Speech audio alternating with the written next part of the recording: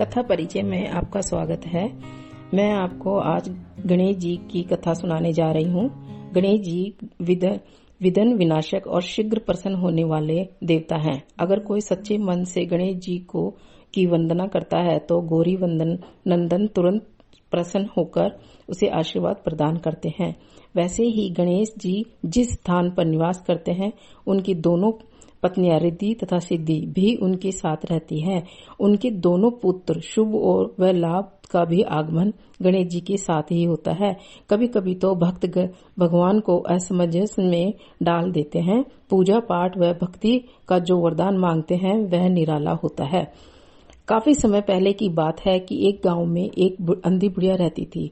वह गणेश जी की परम भक्ति आंखों से भले ही दिखाई नहीं देता था, परंतु वह सुबह शाम गणेश जी की बंदगी और मग्न रहती थी।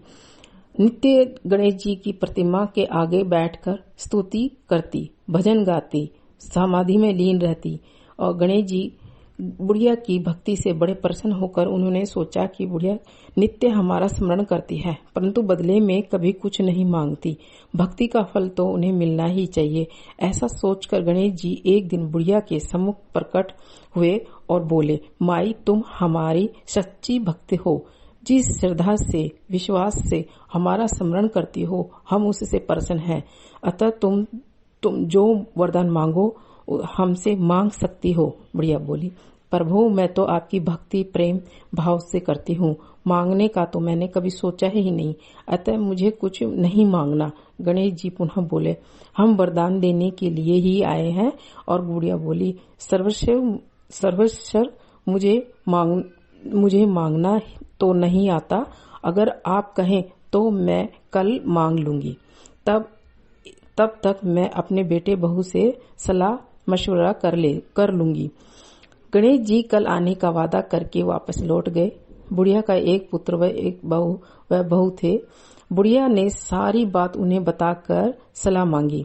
बेटा बोला, माँ तुम गणेश जी से ढेर सारा पैसा मांग लो, हमारी गरीबी दूर हो जाएगी, सब सुख चैन से रहेंगे।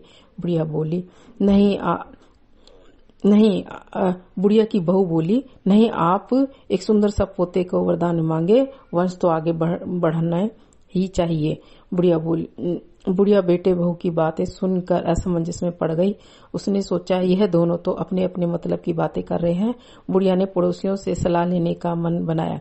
पड़ोसन भी नेक दिल की थी। उसने बुढ़िया को समझाया कि तुम अपनी सारी जिंदगी दुखों में कटी है, जब तुम थोड़ा सा जीवन बचा है वह तो सुख से व्यतीत हो, अतः धन अथवा पोते का तुम क्या करोगी? अगर तुम्हारी आंखें ही नहीं तो सांसारिक वस्तु तुम्हारे लिए व्यर्थ है, अतः तुम अपने लिए दोनों आंखें मांग लो।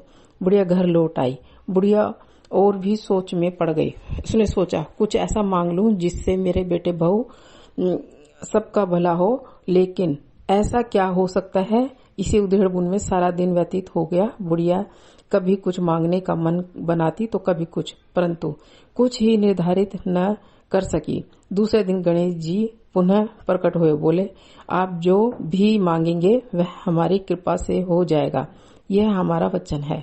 गणेश जी के पावन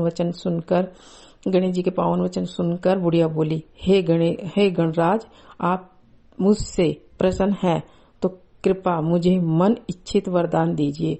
मैं अपने पोते को सोने के गिलास में दूध पीते हुए देखना चाहती हूँ।